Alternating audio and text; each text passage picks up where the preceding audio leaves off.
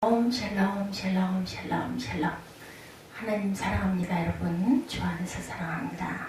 오늘 시편 117편 1절과 2절 굉장히 가장 짧은 시편이죠. 2절까지. 너희 모든 나라들아 여호와를 찬양하며 너희 모든 백성들아 그를 찬송할지어다. 우리에게 향하신 야훼의 인자하심이 크시고 야훼의 진실하심이 영원하미로다. 할렐루야. 이렇게 끝이 나는 그런 시편입니다. 시편이 길게는 119편이죠. 176절까지 있는 반면에 오늘 본 117편은 2절까지 있는 아주 짧은, 가장 짧은 시편 중에서 그리고 또한 시편 전체는 150편으로 구성이 되어 있죠. 이 두 절의 말씀 속에 우리에게 주신 은혜, 어떤 은혜일까 한번 묵상합니다. 사람의 본분, 인생의 본분, 많은 사람이 땅에 태어나서 내가 어디서 와서 무엇 때문에 살며 어디로 가는가라는 3대 질문에 답하지 못하고 목적도 방향도 없이 그냥 바람 부는 대로 살아가는 삶을 살고 있는 사람들이 너무나 많죠. 돈을 많이 벌면 행복하겠거니 모두들 이렇게 여깁니다. 열심히 돈을 벌어 왔는데 돈과 근심, 이 부분이 돈이 많으면 많은 만큼 근심이 적으면 그 말이 답일 수도 있는데 그렇지가 못합니다. 근심은 또 그 돈 버는 거 못지않게 근심은 쌓이죠. 마음의 염려, 걱정으로 인해서 편한 잠을 이루지 못할 경우들이 많이 있습니다. 세상의 원력을 잡으면 행복할 줄 알았는데 옛말에 열을 붉은 꽃이었고 신명가는 권세가 없다고 정권이 바뀌면서 또한 무너지고 절망에 빠지기도 하죠. 우리 인생이 왜 존재하는지를 분명히 알 수 있는 길은 하나밖에 없습니다. 우리를 지으시고 다스리시는 하나님께 나아가는 것이죠. 하나님께서 우리 인생에 어떠한 삶을 살아갈 것을 하나님의 말씀을 통해서 가르쳐주고 계시기 때문인데 우리 인생의 목적에 대해서 이사야 43장과 7절과 21절에 43장 7절과 21절에 강조합니다. 내 이름으로 불려지는 모든 자 곧 내가 내 영광을 위하여 창조한 자를 오게 하라. 그를 내가 지었고 그를 내가 만들었느니라. 이렇게 증거하고 있습니다. 이 백성은 내가 나를 위하여 지었나니 나를 찬송하게 하려 합니다. 21절에 하나님께서 하나님의 영광을 위해서 우리를 창조하셨다고 말씀하시고 인생의 존재의 목적은 하나님께 영광을 돌리는 것이다. 우리의 그 존재의 목적이 하나님께 영광을 돌리는 것이다 말씀합니다. 하나님을 찬양하는 거죠. 우리가 예배드릴 때는 찬양의 은혜를 받은 찬양들과 아주 기쁘게 또한 우리의 그 마음에 감동이 있게 그렇게 찬양을 합니다. 요즘엔 또 오케스트라까지 배동이 되는 그러한 찬양대가 있는 교회들도 많이 있습니다. 있는 사람들의 기쁨과 감사함으로 주님을 찬양하라고 말씀하고 계시는데 시편 117편 1절 성경 말씀 너희 모든 나라들아 야훼를 찬양하며 모든 백성들아 그를 찬송할지어다. 이 세상에 존재하는 모든 나라에서 하나님을 찬양하게 되고 모든 백성들이 주님을 찬양하게 되는 놀라운 역사가 나타나게 된다는 것. 이것이 우리를 향한 하나님의 뜻이고 우리를 부르신 하나님의 뜻입니다. 우리가 하나님을 찬양하고 감사하고 하나님께 영광을 돌리고 이 땅에서 살아가면서 하나님의 귀한 뜻을 이루어 나가는 것이 우리 인생의 본분이고 목적인데 우리의 호흡이 닿는 날까지 우리는 그렇기 때문에 주님을 찬양하게 됩니다. 6절 시편 150편 6절에도 호흡 있는 자마다 여호와를 찬양할지어다. 할렐루야. 이렇게 끝이 나죠. 마지막 절에 우리가 이 세상에서 많은 것을 누리고 살다가 세상을 떠날 때 결국은 다 두고 갑니다. 그 들고 가는 사람은 아무도 없습니다. 들고 갈 수가 없죠. 또한 아무 필요가 없어요. 우리가 한번 숨이 먹고 나면 가지고 가는 것은 바로 찬양이라고 하죠. 우리가 하늘에 가서도 버리지 않고 부를 수 있는 찬양. 찬양은 지상에서 영원에 이르는 징검다리라고 볼 수가 있습니다. 그렇기 때문에 땅에서부터 영혼까지 우리가 돌아간 다음에도 할 수 있는 것이 찬양이다. 그래서 우리 일생 다 가도록 넘치는 감사와 찬양을 드리는 삶을 살다가 그 찬양을 가지고 가야 할 줄 믿습니다. 찬양할 때 주님을 기뻐하시고 복을 주시죠. 찬양할 때 하나님의 은혜가 넘쳐나게 됩니다. 감동이 넘칩니다. 우울하던 마음이 기쁘게 되고 절망이 떠나고 우리의 삶 속에 삶이 희망으로 빛이 납니다.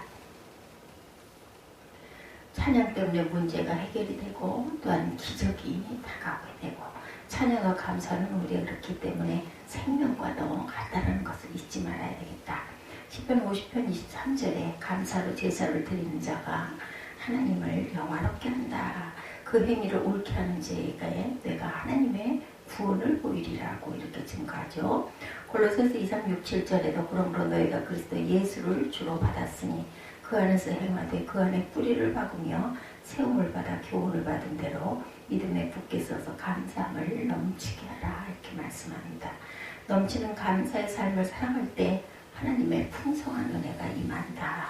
내게 조금 억울한 일이 있고 힘든 일이 생긴다 할지라도 고통에 처했다 할지라도 우리 앞에 감사와 찬양을 드리면 주님 앞에 감사와 찬양을 드리면 모든 문제가 주님의 은혜 가운데 해결되고 주님의 기쁨과 평안함과 축복이 나에게 전염이 돼서 넘쳐납니다.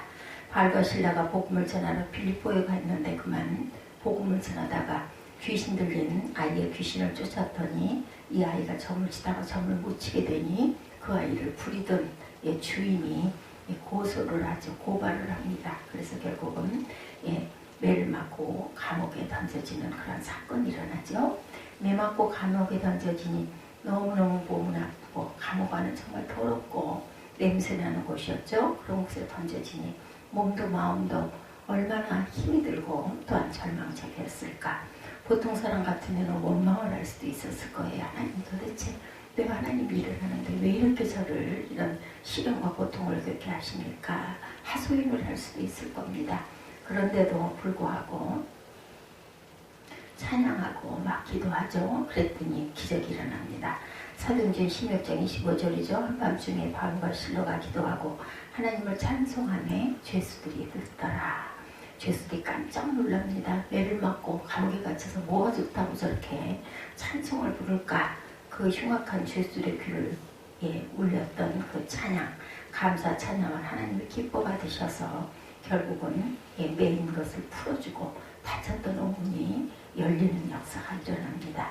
찬양과 감사는 저와 여러분의 절망의 자리를 이렇게 흔들어버리고 묶여있던 모든 것을 풀어주는 기적이 온다라는 것. 지키고 있던 간수가 그 결과로 회개를 하게 되고 온 가족이 예수를 영접하게 되죠. 그리고 교회가 그 자리에 서게 됩니다. 만약 바울과 실라가 원망과 불평만 하고 감사를 안 했다면 그 간수가 변화되지는 않았겠죠. 교회가 서지 않았을 수도 있습니다. 그러나 감사와 찬양을 드릴 때 하나님의 절망이 변하여 희망이 되게 만들어주시고 문제가 변하여 축복이 되도록 만드십니다. 우리가 한평생 주님을 섬기고 살아가야 하는데 주님을 섬길 때 어떤 환난과 핍박이 다가와도 기뻐하고 감사로 주님을 찬양하고 주님께 영광을 돌리는 삶을 사랑하는 저와 여러분이 되시기를 주님의 이름으로 축복합니다. 저와 여러분을 통하여 하나님의 은혜가 임해서 여러분 가정이 변화되고 또한 이웃이 변화되고 사회가 변화되고 또한 이 나라, 이 땅이 변화될 줄로 믿습니다.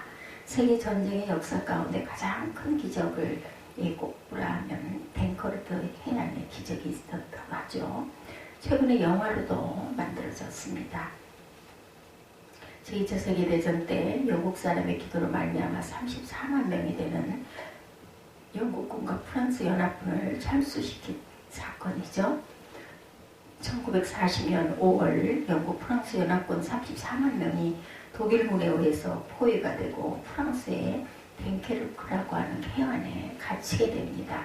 이 덴케르크라는 도시에서 도로 물러갈 수가 없어요. 이제는 34만 명이 완전히 몰살당할 위기에 처합니다. 이때 영국의 처칠 수상이 만약에 300명이라도 구할 수 있으면 좋겠다. 그래서 그 조지 6세 국왕에게 기도할 것을 요청합니다. 국왕 조지 6세는 5월 26일을 국가 기도의 날로 선포하고 웨스트민스터 대성당에서 국가 기도회를 갖죠.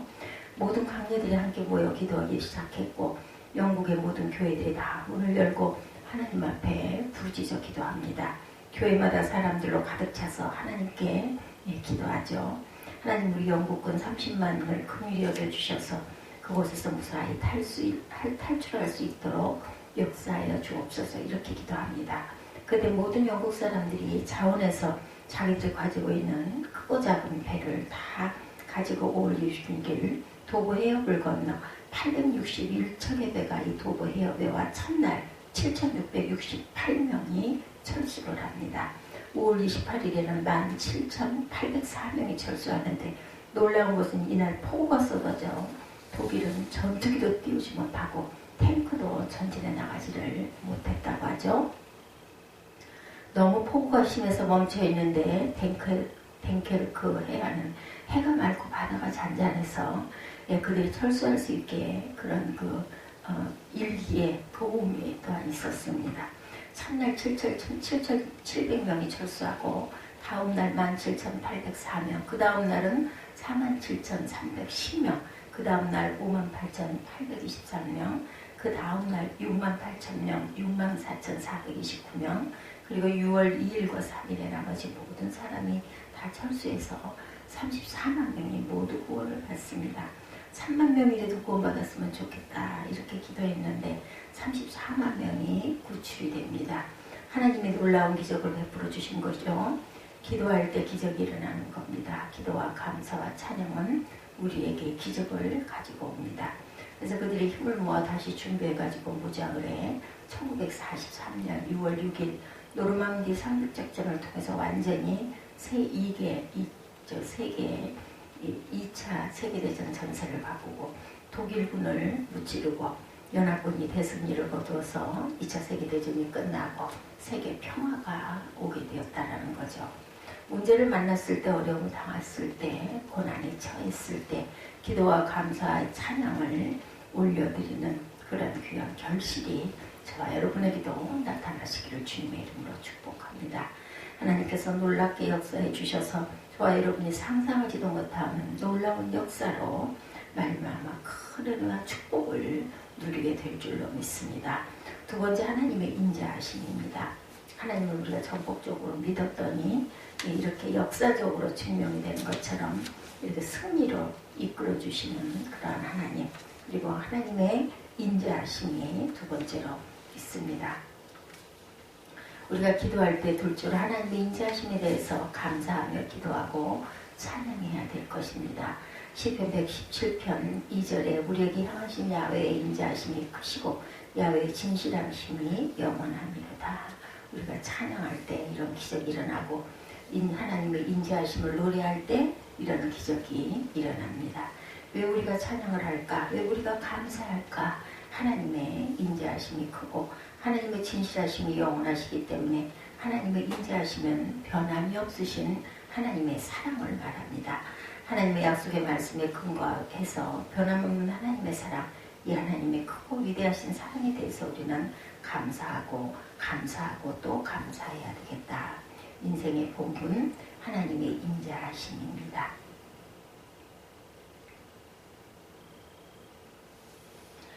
하나님의 약속의 말씀에 근거해서 우리가 감사해야 될 그런 말씀 103편 8절에 야훼는 긍휼이 많으시고 은혜로우시며 노하기를 더디하시고 인자하심이 풍부하시도다 이렇게 증거되어 있죠. 우리는 모두 다 죄와 모순의 덩어리들입니다. 늘 생각하고 말하고 행동하는 것이 주님을 기쁘게 하지 못하는 죄의 모습일 때가 다반사죠. 성경은 사랑하라고 말했는데 미워하고 용서하라고 말했는데 용서하지 못하고 복수하고 성경은 화목하고 하나되라고 했는데 분열하고 다투고 근데 하나님은 그런 우리를 불쌍하게 보시고 회개하고 용서하시고 또는 용서하시고 또 용서하시고 용서하시는 인자의 하나님이시다. 하나님의 사랑에 대해서 요한일서 4장 10절과 11절에서도 말씀합니다.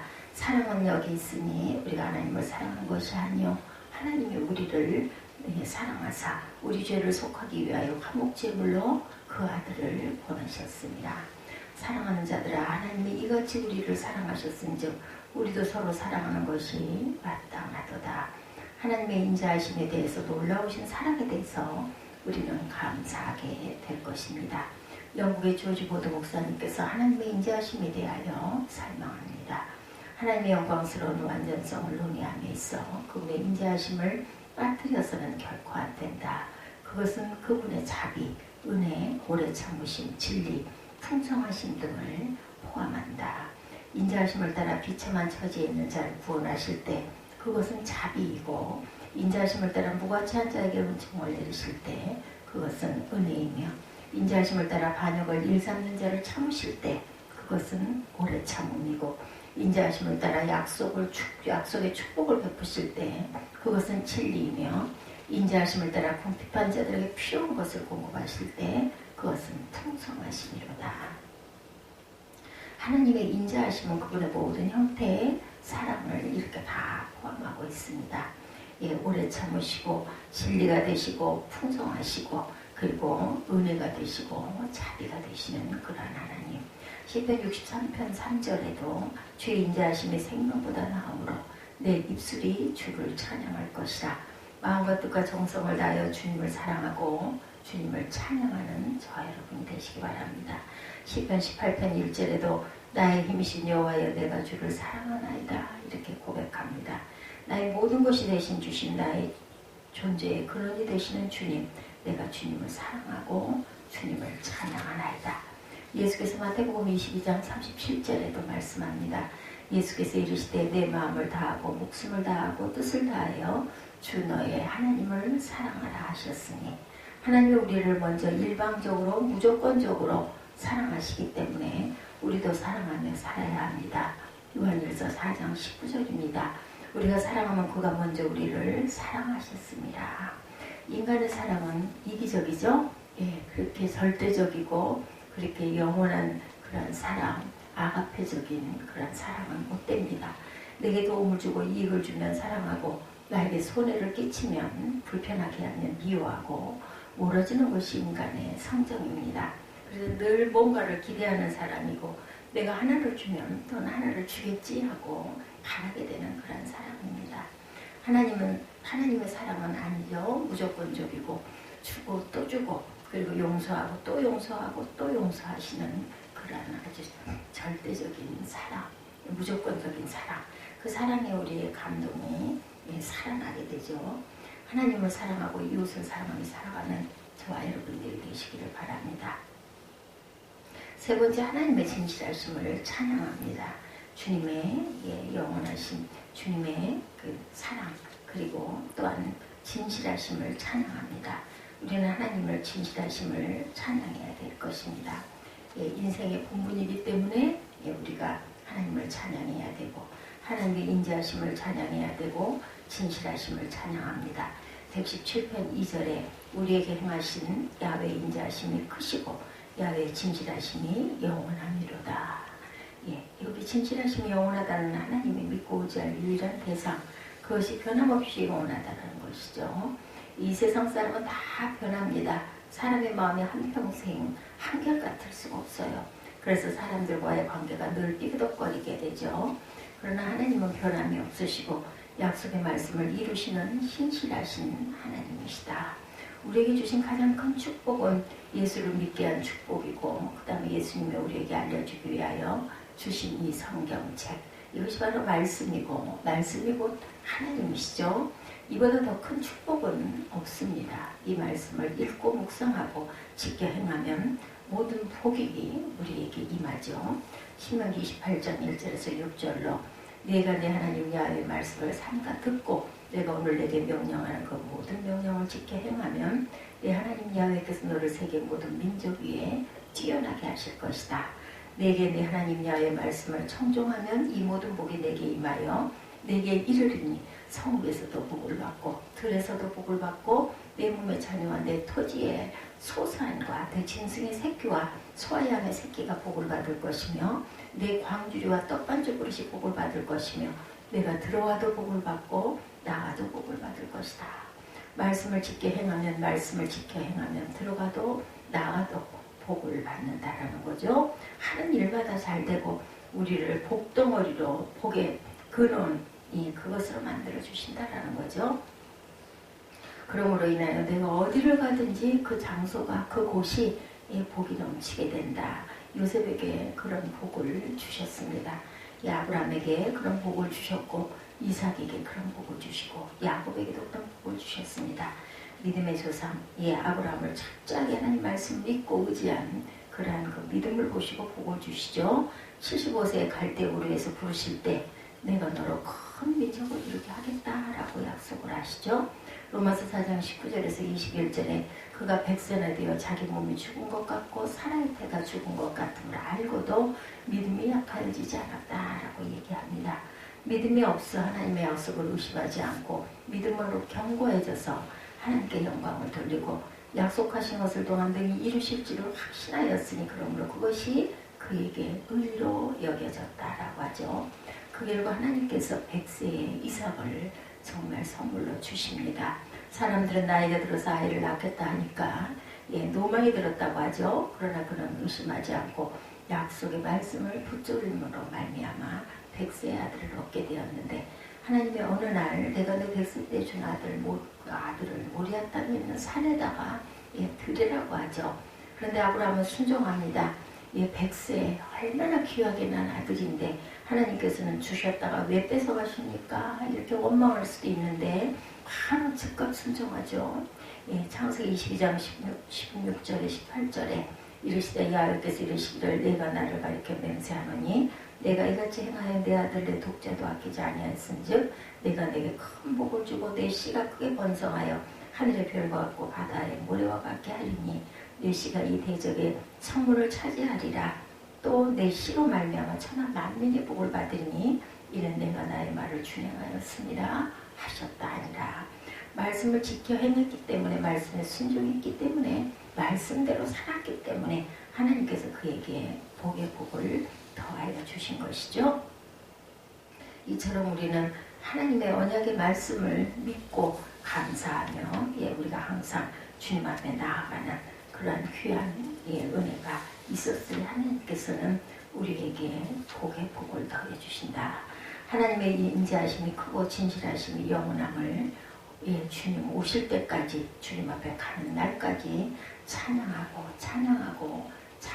살아가는 저와 여러분이 되시기를 주님의 이름으로 축복합니다. 기도하시겠습니다.